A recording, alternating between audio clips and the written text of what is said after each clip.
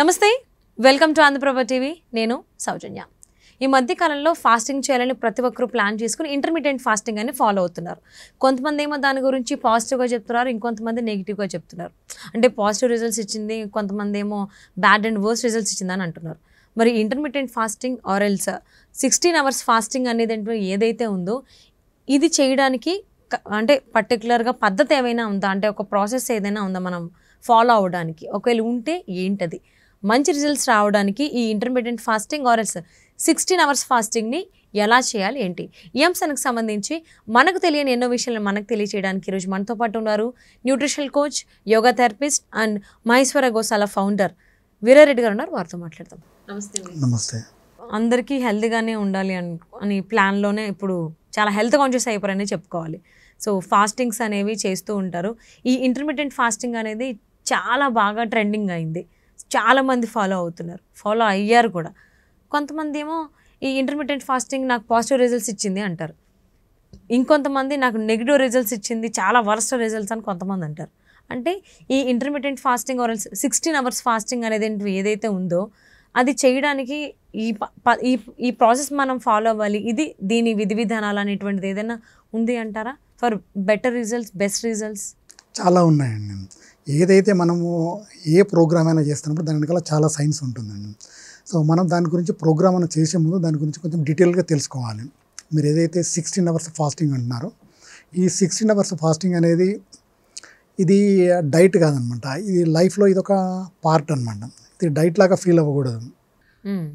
So మనం water అయితే ఏ రకంగా మన దాహమైన వాటర్ ఏ రకంగా అయితే తీసుకుంటామో అదే రకంగా ఈ ఫాస్టింగ్ కూడా అదే రకంగా చేయాలన్నమాట. సో దీని నుంచి ఫస్ట్ ఏమవుతుందంటే కొంతమంది లేవగానే ఫుడ్ తీసుకోవాలనుకుంటారు, కొంతమంది 24 hours అంటే డే టైంలో అంతా కూడా అక్కడికి ఒక హాఫ్ అన్ అవర్కి ఒకసారి 1 hourకి ఒకసారి క్రేవింగ్స్ వస్తూ ఉంటే తీసుకుంటూ ఉంటారు అనమాట. సో కానీ ఈ 16 hours ఫాస్టింగ్ కనుక చేస్తే ఫస్ట్ బ్రెయిన్లోంచి ఆ క్రేవింగ్స్ అనే ఆలోచన వెళ్ళిపోతుందండి. ఫస్ట్ ఒకటి బ్రెయిన్ ఫుడ్ నుంచి చాలా ఫ్రీగా అవుతుంది. తర్వాత హెల్దీ వెయిట్ అవుతారు, బాడీ ఫిట్గా అవుతారు. తర్వాత డిసీజెస్ నుంచి చాలా వరకు విముక్తి కలుగుతుంది. అన్ని బెనిఫిట్స్ ఉన్నాయన్నమాట. ఇది ప్రాపర్గా చేయాలి. ఓకే.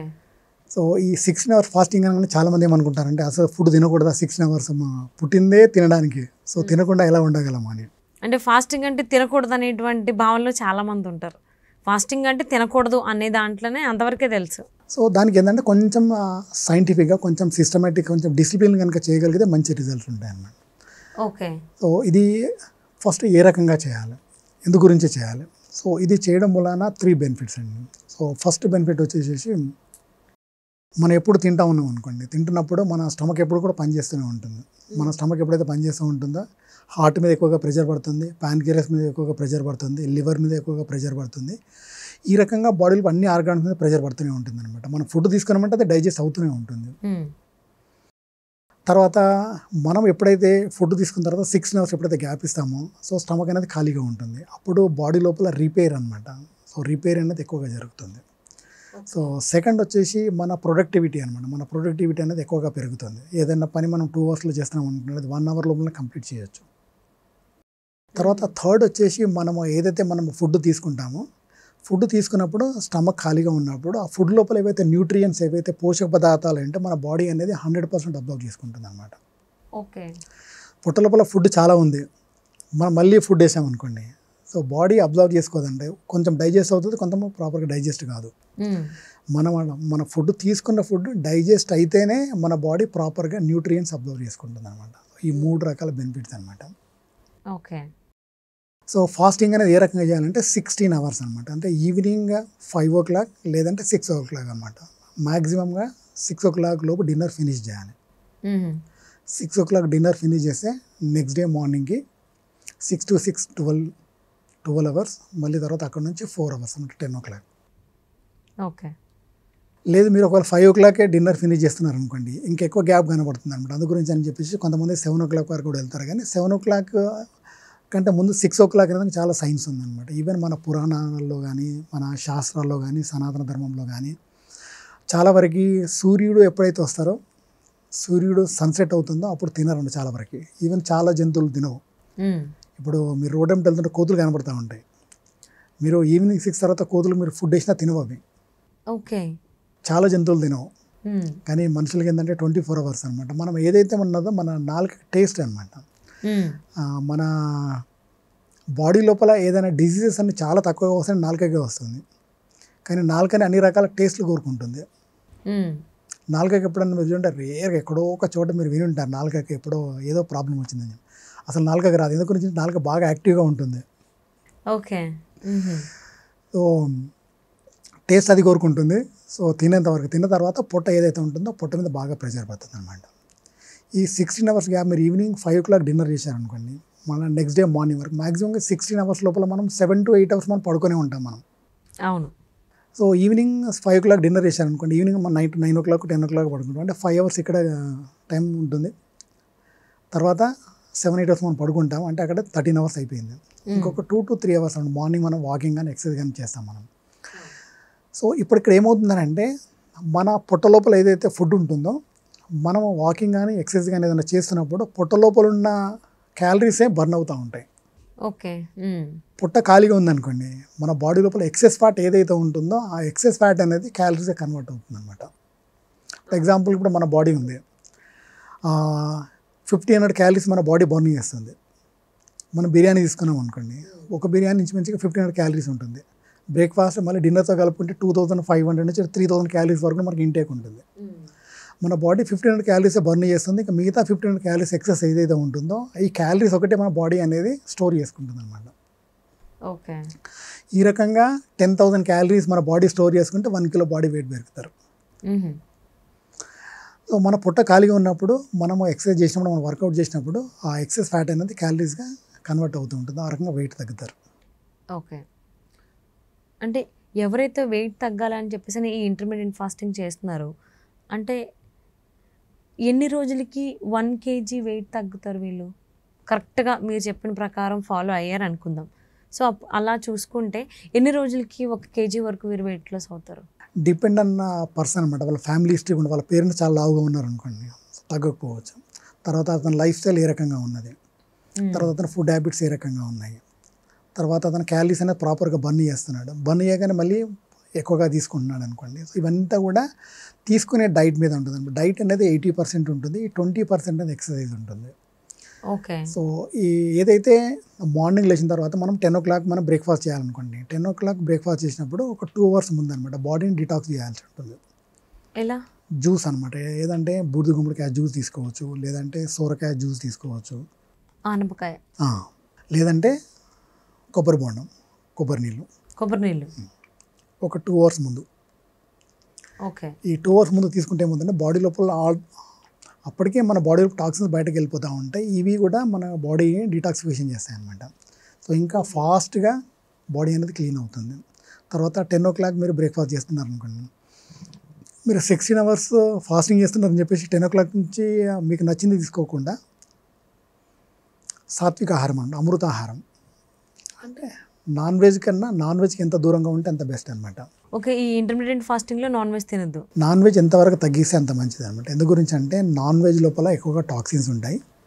తర్వాత నాన్ వెజ్ లోపల ఇప్పుడు ఏదైనా మేక అయినా తర్వాత కోడి అయినా దాన్ని కట్ చేస్తున్నప్పుడు వాటి బాడీ లోపల కార్టిసోల్ హార్మోన్ రిలీజ్ అవుతుంది. ఫర్ ఎగ్జాంపుల్ ఇప్పుడు మనం వెళ్తున్నాం అనుకోండి, వెళ్తున్నప్పుడు ఎవరైనా భయపెట్టించారు, లేదంటే ఏదైనా సడన్గా భయం అయినప్పుడు మన బాడీ లోపల కార్టిసోల్ హార్మోన్ రిలీజ్ అవుతుంది. ఈ కార్టిసోల్ హార్మోన్ అనేది మన కిడ్నీస్ పైన ఉంటుంది అనమాట, అక్కడ రిలీజ్ అవుతుంది. అది ఇమీడియట్గా బ్లడ్ లోపల కలిసి బాడీ అంతా కూడా పాయిజన్ అయిపోతుంది అనమాట. అందు గురించి హార్ట్ బీట్ ఎక్కువగా అయిపోతుంది, కళ్ళు ఎర్రగా అయిపోతాయి, కాళ్ళు చేతులు వణుకు పుడుతుంది. దీని సైడ్ ఎఫెక్ట్ అనమాట. కార్టిసోల్ హార్మోన్ ఎంత ఎక్కువగా రిలీజ్ అవుతుంది ఆ రకంగా అవుతుంది అనమాట. వాటి జంతువులను కూడా కట్ చేసినప్పుడు వాటి బాడీ లోపల కూడా కార్టిసోల్ హార్మోన్ రిలీజ్ అవుతుంది. అందు గురించి వాటి భయంతో వాటి యూరిన్ పాస్ చేస్తాయి, స్టూల్ పాస్ చేస్తాయి అనమాట. అయితే వాటి బాడీ కూడా పాయిజన్ అయ్యే ఛాన్స్ ఎక్కువగా ఉంటుందన్నమాట. తర్వాత వాటితో పాటుగా ఇప్పుడు ఎగ్స్లో ప్రోటీన్ ఉంటుంది, కాకపోతే వాటికి ఎక్కువ ఇంజెక్షన్ చేస్తున్నారు. దాని నుంచి ఏంటంటే అవి ఎంతవరకు తగ్గగలిగితే అంత మంచిది అనమాట. వెజిటేరియన్ లోపల చాలా న్యూట్రిషియస్ ఫుడ్, చాలా పోషకాలు వెజిటేరియన్ ఫుడ్లో చాలా ఉన్నాయి. సో మార్నింగ్ బ్రేక్ఫాస్ట్ 10 o'clock తీసుకున్నారు, తర్వాత మధ్యాహ్నం 1 o'clock తీసుకోవచ్చు. Evening fruits and dry fruits అనమాట. లేదు అంటే 2 times అనమాట. ఇంటర్మీడియట్ ఫాస్టింగ్లో కొంతమంది 2 times తీసుకుంటారు. మార్నింగ్ 8 o'clock 10 o'clock బ్రేక్ఫాస్ట్ చేస్తున్నారు అనుకోండి, 8 o'clock జ్యూస్ తీసుకున్నారు, డిటాక్సిఫికేషన్ జ్యూస్. 10 o'clock బ్రేక్ఫాస్ట్ చేశారు. 10 o'clock బ్రేక్ఫాస్ట్లో జనరల్గా రైస్ కానీ లేకుంటే పుల్కా కానీ ఒక గ్రీన్ లీఫీ కర్రీ, తర్వాత ఒక పప్పు, దాంతోపాటుగా సలాడ్ తీసుకున్నారు. ఇంకో ఈవినింగ్ టైం లోపల మళ్ళీ 4 o'clock టైంలో మళ్ళీ ఫ్రూట్ జ్యూస్ తీసుకోవచ్చు. అప్పుడు ఎప్పుడు కూడా మార్నింగ్ 8 o'clock టైం లోపల టీ కాఫీ, మీరు 16 hours ఫాస్టింగ్ లోపల టీ కాఫీ, కొంతమంది సూప్ తీసుకుంటారు, ఇవన్నీ తీసుకోకూడదు అనమాట. అక్కడికి డిటాక్సిఫికేషన్ ఆగిపోతుంది అనమాట. ఓకే.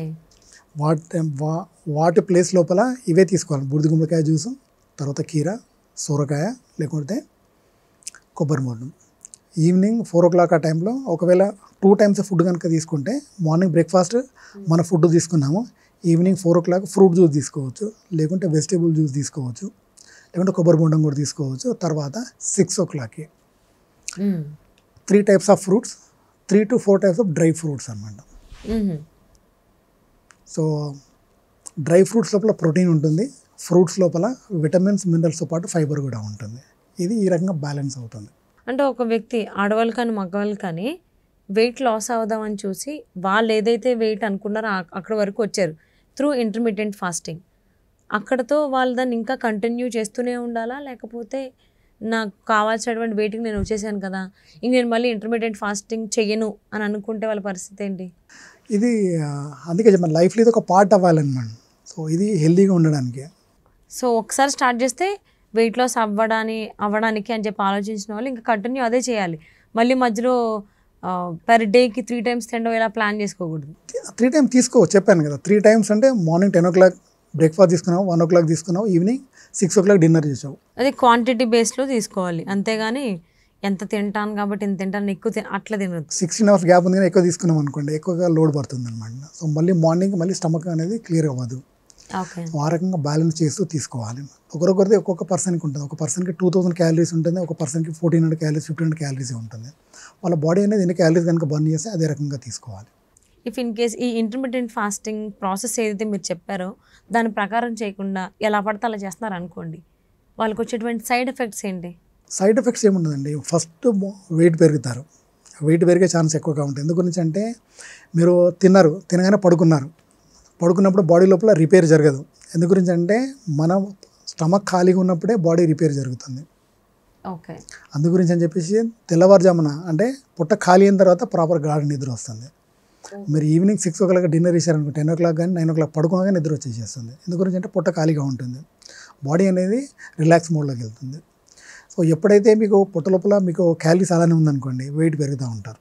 ఎప్పుడైతే ఫ్యాట్ పెరిగిందనుకో, వెయిట్ పెరుగుతారు. దానికి సంబంధించి మళ్ళీ కొలెస్ట్రాల్ పెరుగుతుంది, తర్వాత ఫ్యాటీ లివర్ వచ్చే ఛాన్స్ ఉంటుంది. అంటే ఒక్కొక్క దానితో ఒక్కొక్క కనెక్షన్ ఉంటుంది అనమాట. మనం ఏం చేస్తున్నామని అంటే, 16 hour ఫాస్టింగ్ లోపల పొట్ట లోపల ఏమి లేకుండా ఉన్నప్పుడు ఎక్సెస్ ఫ్యాట్ ఏదైతే ఉంటుందో దాన్ని క్యాలరీస్గా మనం కన్వర్ట్ చేస్తున్నాం, మనం బర్న్ అవుతూ ఉంటుంది. ఆ రకంగా డిసీజ్ ఫ్రీ అయ్యే ఛాన్స్ ఉంటుంది. తర్వాత పొట్ట లోపల ఎప్పుడైతే టాక్సిన్స్ బయటకు వచ్చేసేస్తుందో ఫేస్లో గ్లో వచ్చేసేస్తుంది. ఏవైతే హెల్త్ ఛాలెంజెస్ ఉంటుందో హెల్త్ ఛాలెంజెస్ నుంచి విముక్తి కలుగుతుంది. అంటే డిసీజెస్ కూడా రివర్స్ అయ్యే ఛాన్సెస్ చాలా ఉంటాయి. ఓకే. అంటే అసలు ఎవరైతే ఇంటర్మీడియట్ ఫాస్టింగ్ చేయాలనుకుంటున్నారో వాళ్ళు నేను ఇంటర్మీడియట్ ఫాస్టింగ్ చేయడానికి సూటబుల్ పర్సన్ని అని తెలుసుకోవచ్చా, లేకపోతే ఎవరన్నా చేసేయచ్చా? ఎవరైనా చేయొచ్చు, కొంతమంది చేయకూడదు. వాళ్ళు ఎవరు చేయకూడదు అంటే, బిలో 18 years ఏజ్ ఉన్నవాళ్ళు, అండర్ వెయిట్ ఉన్నవాళ్ళు, తర్వాత ప్రెగ్నెంట్ ఉమెన్స్, తర్వాత లాక్టేటింగ్ ఉమెన్స్. వీళ్ళు కాకుండా మిగతా వాళ్ళు ఎవరైనా చేయొచ్చు. హెల్తీగా ఉందామని ప్రతి పర్సన్ కూడా చేయొచ్చు.